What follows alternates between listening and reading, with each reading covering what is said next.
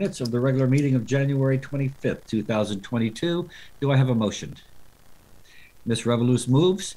Any corrections, omissions, deletions, additions?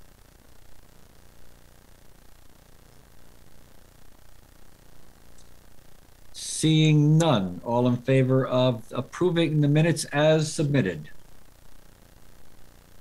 Opposed and abstentions? Mr. Goldstein is abstaining. Motion carries. Next on the agenda is public participation. Mr. Manzi, do we have anybody who wishes to address the council? If you'd like to address the council, please raise your hand electronically now by clicking the raise hand icon on the bottom of your screen, and please state your name and address for the record.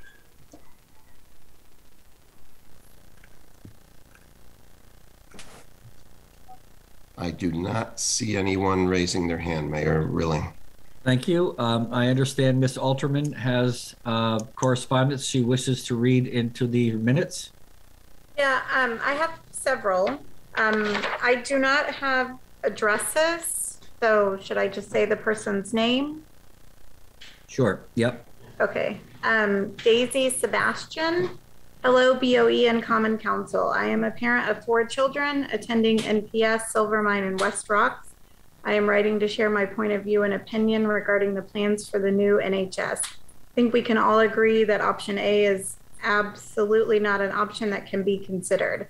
As a huge NPS supporter and advocate, I would not allow my son to spend his 4 high school years in a construction zone. That being said, I cannot begin to understand how a large urban district like ours spending $193 million would not include a pool.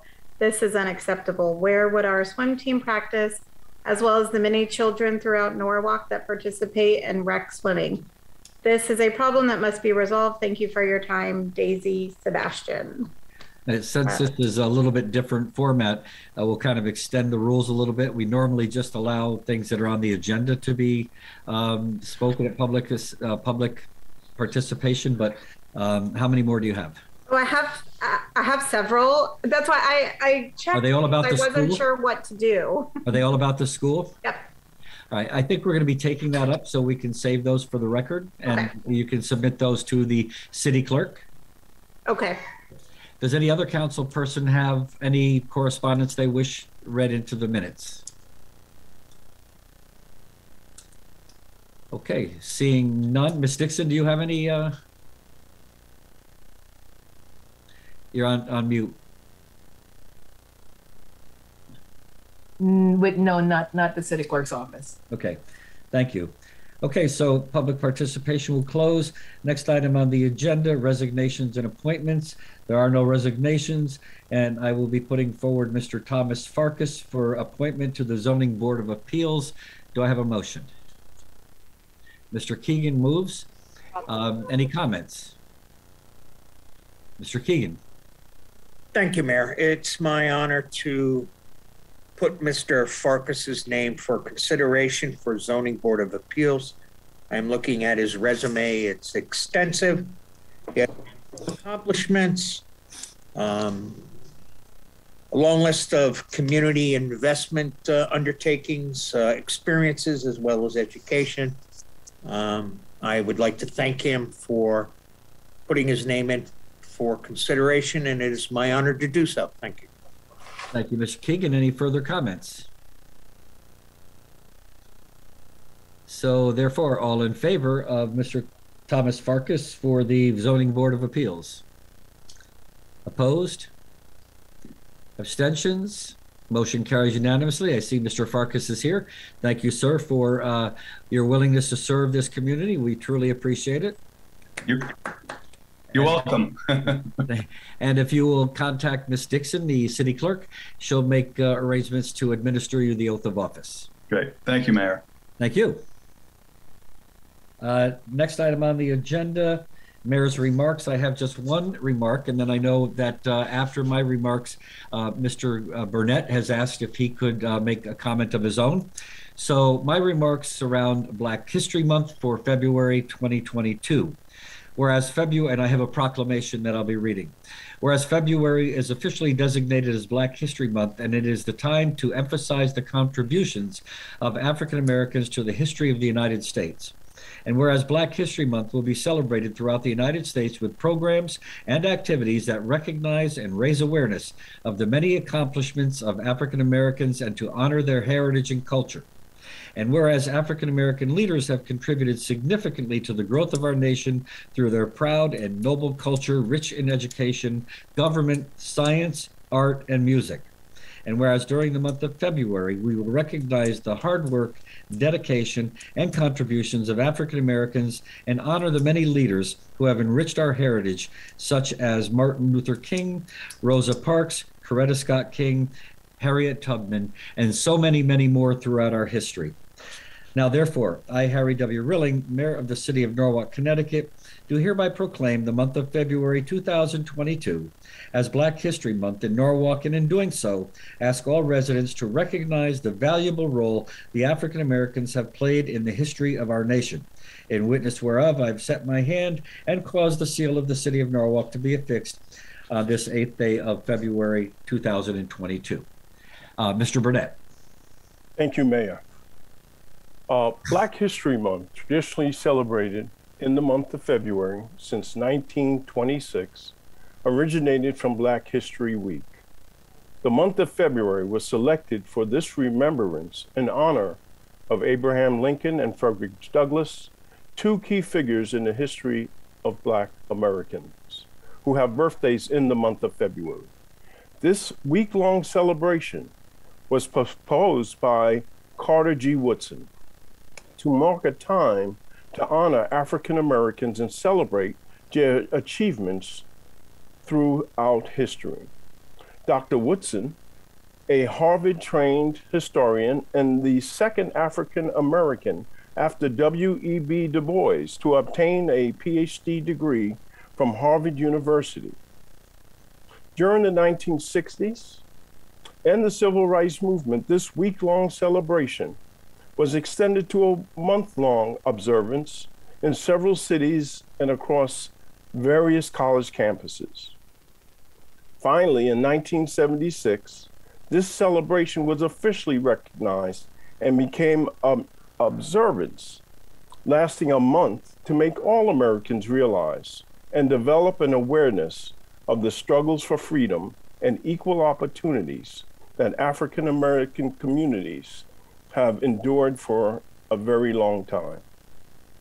As we celebrate Black History Month, it is imperative to remember that Black history is American history. During the month of February and every month, we should continue to recognize and honor the several contributions and achievements made by Black Americans to American history, to society, to the economy, and to the American culture.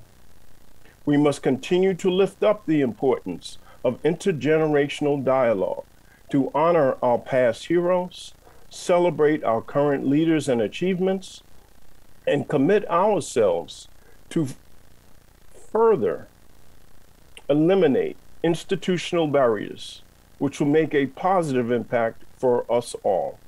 Thank you. Thank you, Mr. Burnett. One other note I would like to make, and I know Mr. Burnett and others on the council know, that during the month of February, many of the schools will have programs honoring Black Americans and honoring Black History Month. And the young children and some of the older children do a remarkable job of research and studying the accomplishments of Black Americans throughout history.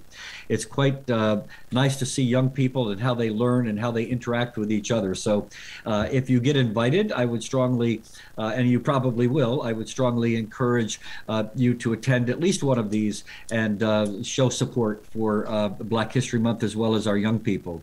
Are there any other people that, any other council people that would like to comment? Okay, so I will now turn the floor over to the council president, Mr. Livingston. Thank you, Mr. Mayor, and thank you, Mr. Burnett, for your important remarks.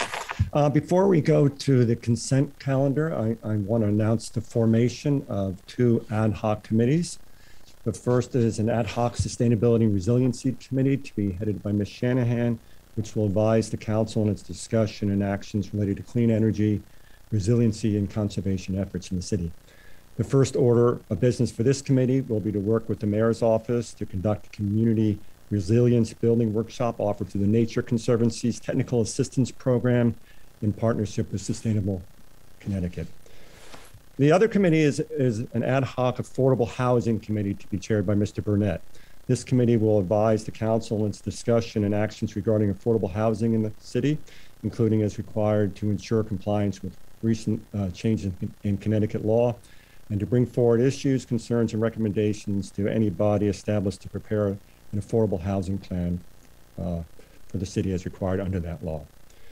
These committees are being formed, as I said, to help the council in its discussion of these very important issues, and I know we all look forward to hearing from them in the coming weeks and months. With that, I'll turn it over to Mr. Burnett for the consent calendar. Thank you, Council President. Consent calendar for February 8th, 2022. Item 7A under Recreation, Parks, and Cultural Affairs Committee. Item 7A1, authorize the mayor, Harry W. Rilling, to enter an agreement with JS Endurance for the use of Veterans Park Memorial and immediate surrounding grounds for the Sono half-mile 5K and Kids Run to be held Sunday, October 2nd, 2022 from 8:30 a.m. to 12 o'clock p.m. Setup will begin Friday, September 30th, 2022 at 8:30 a.m. with teardown no later than Sunday, October 30th, 2022 at 3 o'clock p.m. Approximate attendance, 1,800 people. Item 7B, Public Safety and General Government Committee. Item 7B2, authorize the mayor, Harry W. Rilling, to execute an agreement with Fleet Auto Supply under RFP project number 4123 for the uplift of police vehicles each year for an amount not to exceed $200,000 per year for an initial term of 3 years with 2 optional 1-year renewals, account number noted. Item 7B3, approval of the elimination of the ordinance bonus pool. Item 7C under Public Works Committee. Item 7C1, authorize the mayor, Harry W. Rilling, to execute an agreement between the City of Norwalk and Teagan Bond, Inc. for professional engineering services for Project 4177-DRG 2022-1, design and permitting for Lockwood Lane and Heather Lane storm drainage improvements on an hourly basis for a sum not to exceed $256,000, account numbers as noted. Item 7C3, authorize the mayor, Harry W. Rilling, to execute an amendment to the April 13th, 2021 agreement between the City of Norwalk and the Grasso Companies, LLC for Project PM 2021-1 Pavement Management Program. The amendment is to extend the agreement for a period of 1 year at a sum not to exceed $1,535,029.39, with an option of a potential amendment after the new fiscal year funds become available. Account numbers as noted. Item 7C5, authorize the mayor, Harry W. Rilling, to execute an amendment to the agreement between the City of Norwalk and Teagan Bond, Inc.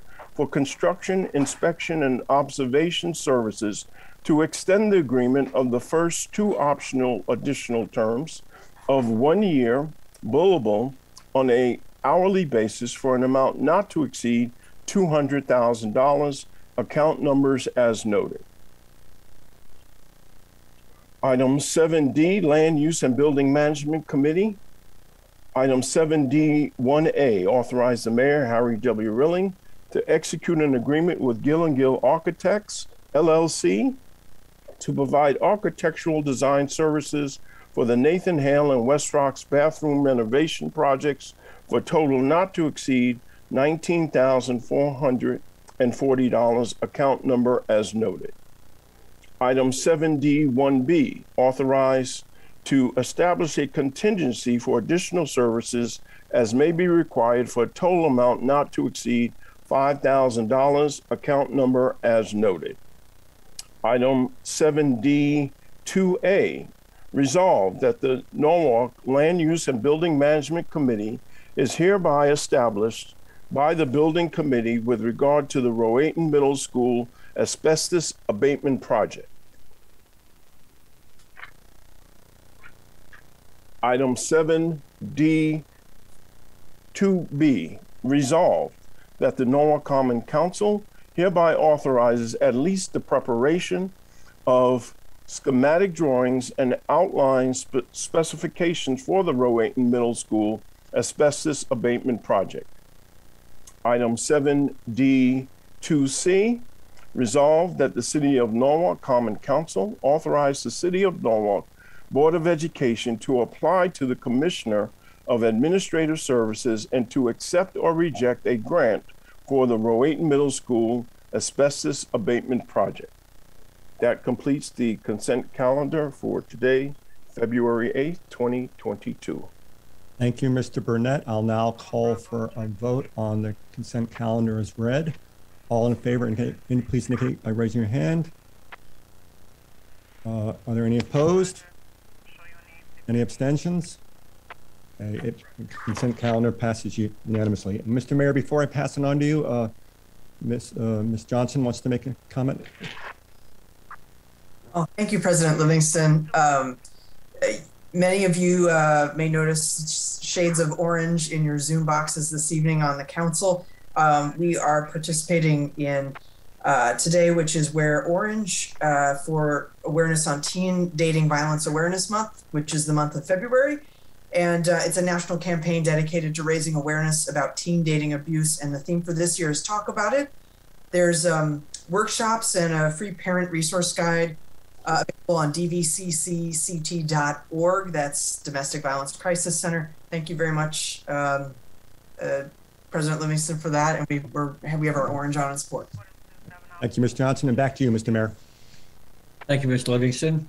So that moves us to item 7B1, Ms. McMurray. You're on mute. Thank you.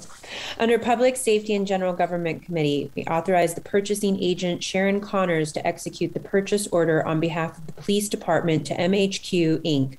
under the state contract Connecticut 12PSX0194 for the purchase of 10 2022 Ford Utility Interceptor hybrid police vehicles for the amount not to exceed $367,976, account number as noted. This is an initiative that was brought up in the last council and presented to the police, and in collaboration with the police, we are excited that we are going to be introducing 10 hybrid vehicles into the police fleet this coming year. And I just want to commend the police for taking this on and pushing this through. And I just want to turn it over to Deputy Chief Zecca to answer any questions or speak to this further. So thank you. Hey, thank you, Ms. McClure. Does anybody have any questions for Deputy Chief Zecca? Ms. Johnson. More of a comment at this point. I know that we in committee were talking about the possibility of an unmarked electric vehicle for next capital budget request, which I definitely am in support of. One of those council people where a year ago I asked if it'd be possible for y'all to come with a capital budget request in the following year for hybrid vehicles, and you really did. And so I want to commend you for that and thank you for that progress. Thanks, Deputy Chief Zecca and Norwalk PD. Thank you, Ms. Johnson. Any further comments or questions? Mr. Yes, Mr.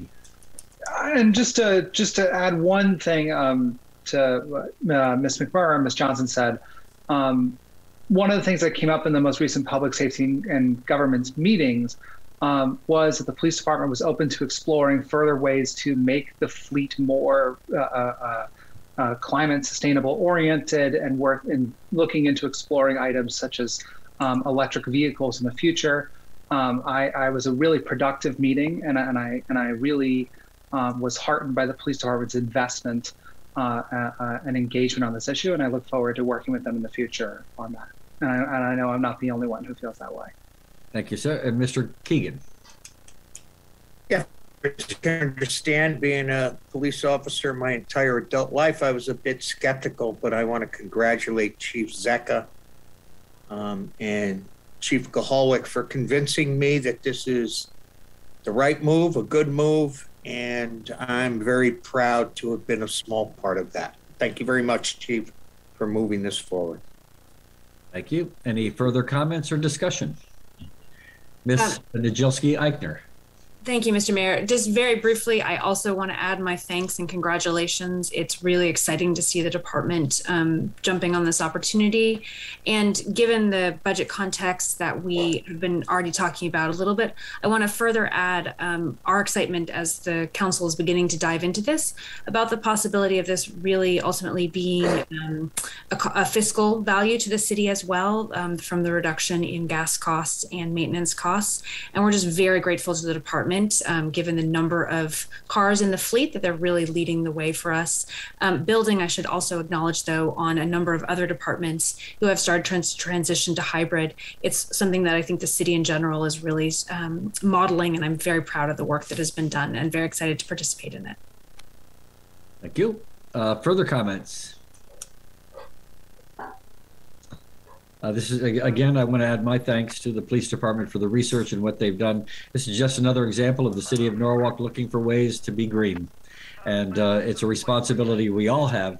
And I know the council feels very strongly about that, because I've spoken to many of you who are really excited about the possibilities that exist. So again, thank you very much. And if there are no further questions, Ms. Najilski-Eichner has moved the item, and I will ask for a vote. All in favor? Opposed? Abstentions? Motion carries unanimously. Thank you. And thank you, Deputy Chief Zecca.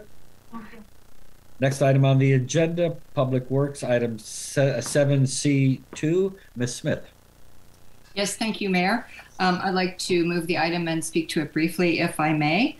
Continuing with green and sustainable initiatives. Authorize the mayor, Harry W. Rilling, to execute a no-cost agreement between the city of Norwalk and HelpSee for curbside collection of textiles in the city of Norwalk. And HelpSee has presented to the Public Works Committee. There is backup, if anyone is watching from the public, there's backup on the agenda for you to look at. But they offer a service where you can just log online and sign up to have your textiles from home picked up curbside. And, you know, things like it's like sweaters or socks or things that are just not in good enough condition to donate or repurpose in any way. And we have Anthony Carr, our Chief of Public Works, here to give some more detail on this program. Thank you, Councilwoman Smith. So good evening, Mayor and Common Council. So a little background about HelpSee.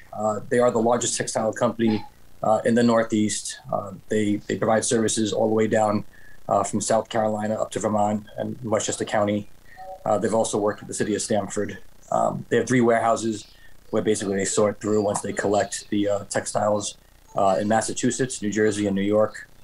In 2021 alone, HelpSee was successful in diverting approximately 30 million pounds of textiles away from the national landfills and either into thrift shops or into additional recycled materials.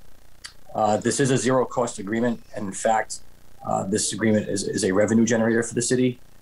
We are receiving approximately 2 cents per pound of textiles that are recovered or recycled, and that math calculates into $40 a ton. And why that's important, and just to give the numbers some relevance, the $40 a ton is what we'd collect for the revenue side, but it also offsets an expense, which is our per ton cost of getting rid of our garbage, also known as municipal solid waste. And that cost right now is $95 a ton. I believe in July 1st, it goes up another $2.97 a ton. So not only is this a sustainable initiative that I know the mayor was very much in favor beginning from last year. We had spoke to the administration about implementing this program. First, we wanted to get the food scrap compost pilot program up and running, and it is a very successful program in its second fiscal year. So we wanted to turn our attention now to the textile recovery program or recycling program. This also complements, again, our current recycling program, our food scrap composting program, the MSW program that we have currently, and also the yard waste program. And how this works basically, this at a high level, is that there will be a link on our city website that brings you to HelpSea's website. On our website, we'll give a little bit of background. What are textiles, what's in, what's out. We'll educate the public and inform the public about exactly what the material is, what this program does, and what it's looking to do. Kind of answer the how, what, when, and whys. But there'll also be a link in there to HelpSea's webpage where you can visit the website or you can call. There is a phone number available that you can contact HelpSea to provide curbside collection. So you fill out this form, the geographies and the manner in which that you could actually request a curbside pickup is segregated by zip code. And it also HelpSea is doing a very good job, as they've done in the past with other municipalities, of not having conflicts or presenting conflicts on garbage or recycling collection routes on the days within certain zip codes. So that's something that I know Mr. Torrey, our superintendent of operations, who's present tonight, and Ms. Palladino, our waste program manager, will work diligently with HelpSea to ensure that there's no conflicts between the garbage, the recycling, and the textile recycling. And again, a little bit about what the material is. It's footwear, clothing, accessories, hats, bags, belts, gloves, ties. We will put together what's in, what's out list, much like we do for garbage and recycling. The material has to be in dry condition. It doesn't necessarily need to be in good quality condition, but it needs to be dry. And it also needs to be odorless. The company also affords residents to use whatever bag they choose or compartment or container. I mean, you can put really the clothing and the textiles into anything, as long as it's labeled and obviously the pickup scheduled. Again, and this is also another good statistic to ground truth where we're going with this, that the US EPA estimates approximately 85% of all textiles end up in the national landfills. So, and this accounts, high level again, approximately 6% of all residential and commercial garbage in the United States. Well, MSW, so that's just garbage, it's not recycling. Again, this is an important initiative. We understand the importance of sustainability, and also too for the recycling, for the textiles that are not able, or the higher quality textiles, excuse me, they are resold to thrift shops. So this is a sustainability initiative and also humanity initiative. And I think that there's an intrinsic value in both of those things. So if we could help people and also help the environment, and again, slowly introduce and implement these successful sustainable programs, which I know the mayor is very much behind, and as well as all the members of the Common Council, then we're all for it. We got the food composting going very well. I'm sure this program will be very successful. This vendor is very geared towards customer service. We do anticipate in the initial stages that there'll likely be questions to our customer service department, but we're gonna inform and educate them on what needs to be said and passed through, and ultimately HelpSea will deal with the residents and the public and facilitate the pickups. Of course, if we need to help, we're there 24/7. I'd like to thank Mr. Torrey and Ms. Palladino for really looking at this. Again, this agreement's only for curbside collection. We already have a different vendor at the transfer station that provides bins for the recycling. So we wanted to try this out, or pilot for at least a year. That's the term, the no-cost agreement, and see how HelpSea reacts and responds to our needs and the community. And again, we anticipate nothing but success with them, but we're starting out with just the curbside. And I believe we have 2 or 3 years left with another vendor for the bins that are at the transfer station. So for now, it's just curbside collection. And again, Chris, great job. And Jessica, thank you for working with HelpSea and weeding out the details to make this work. So thank you, Chris, and thank you, Jessica, and Mayor and Common Council for the support. Thank you, Mr. Carr. Mr. Livingston? Oh, you're on mute. I'm on mute, but Ms. Halterman was first, I believe. Oh, I just was curious if you could share where people can access the link for this program. I know it's not active yet, but I would like to start promoting it. I think other people would too.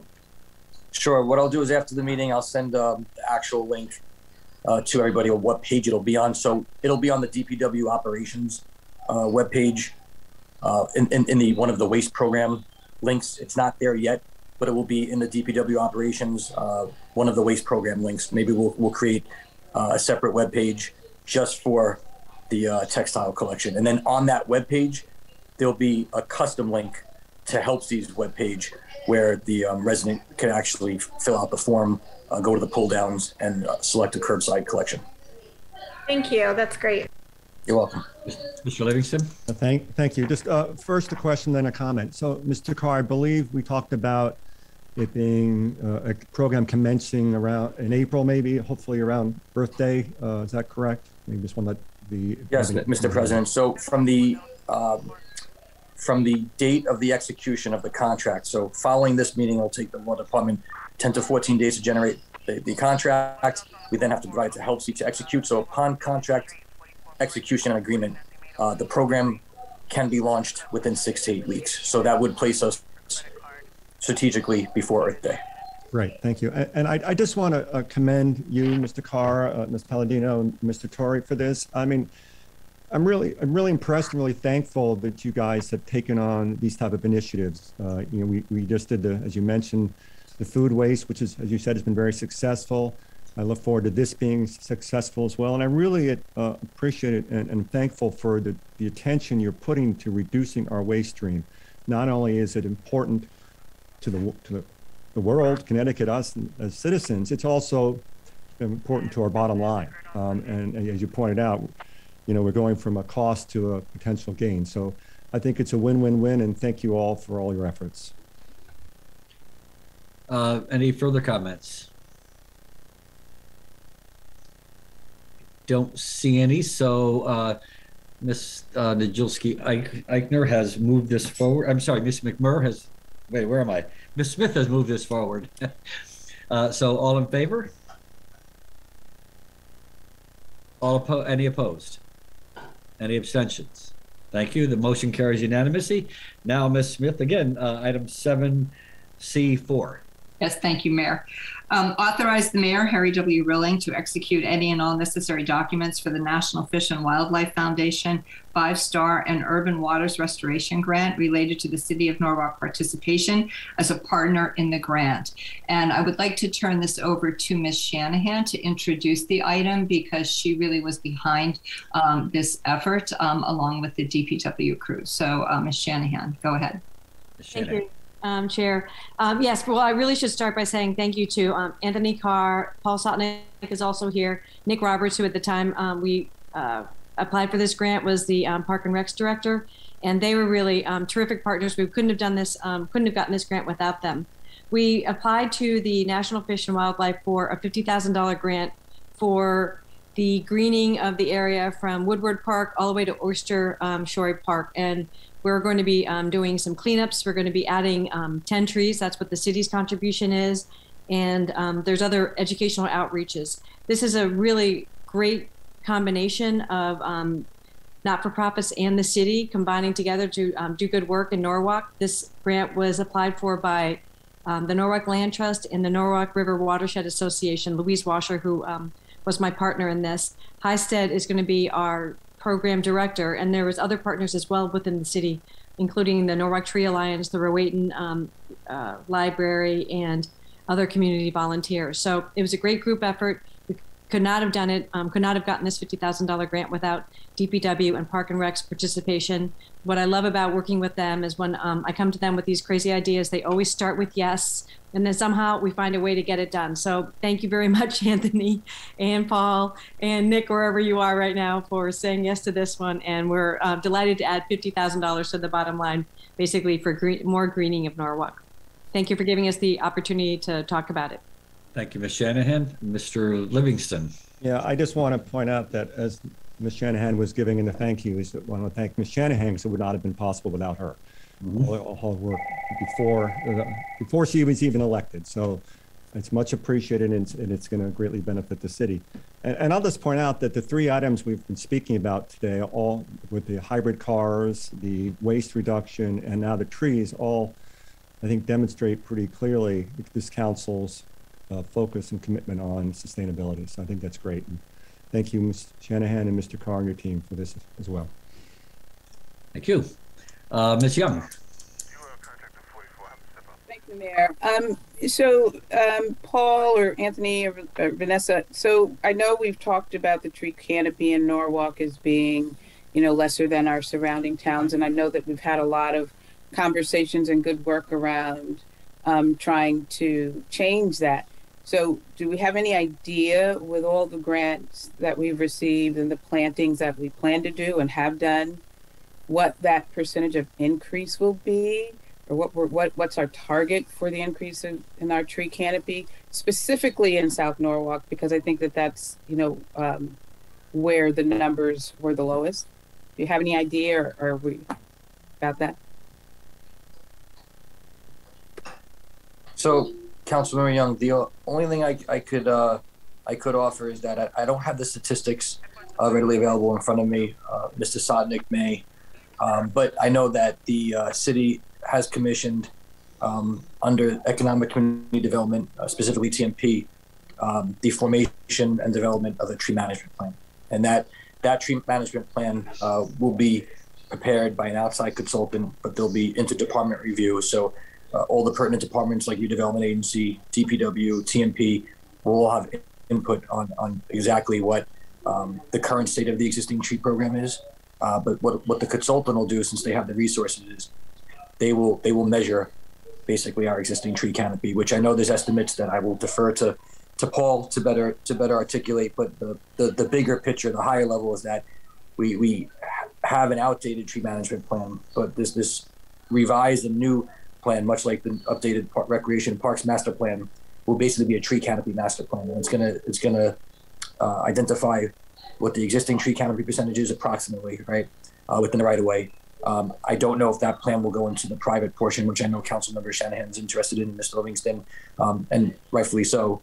But it will sum up what the gaps are. So there will be a target of what the other communities are doing, a national target, a target for the Northeast, and then that target will be benchmarked and compared against where we're at based on their tree inventory, which will be likely staff going out there, consultant staff, using a GPS and actually cataloging and inventorying the existing trees within the right-of-way and potentially the private property. So I don't know if the tree management plan scope will include private property, but certainly we could find out. At a minimum, I know it includes the right-of-way. So, Paul, do you know the rough percentage of where we're at for tree canopy assessment?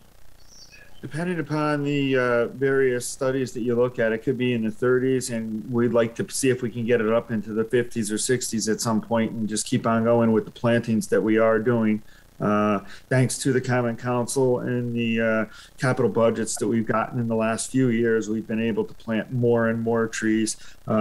Just as an example, we were able, with the up to the end of fiscal year ending in 2021, we were able to plant 171 trees over the last year between what the city, Parks and Rec, as well as what the Norwalk Tree Alliance has done. And we can say that we're already ahead of that goal. Last year for the fall of 21, we had planted just Public Works 56 trees, and we've already planted 75 this past fall. So from other studies, we know that the target areas of the city where the trees need to go, and we do try and concentrate on those areas as much as possible. And as Council Person Young said, one of the areas is focusing on South Norwalk, and that's one of the areas we look at with the Tree Advisory Committee all the time. So the data that we get from this study, combined with what we're doing in terms of GPS locating the trees that we plant, as well as some of the other organizations that we're putting into our GIS system, will be very helpful to manage the tree canopy on a variety of levels. And I think we're on the right track, and you're all doing great work. And I asked that question because I know that it comes up from time to time about, where Norwalk fits within, the surrounding town with our tree canopy. And so I think it's always good to let folks know how many trees we've planted so far. It's not an overnight, process. It takes time, but we are on the right track, and I appreciate everybody's hard work. Lisa, Paul, the department, DPW, Thank you. for everything. Thank you. So we won't have that as an issue, tree canopies anymore. That's the goal, right? I'd love to stop talking about it. Any further comments or questions? Seeing none, all in favor of the item? Opposed? Abstentions? Motion carries unanimously. I think there is no further business to come before the council right now. Motion to adjourn. Motion to adjourn. Motion to adjourn. Yes. All in favor? Opposed? Abstentions? Thank you and good night.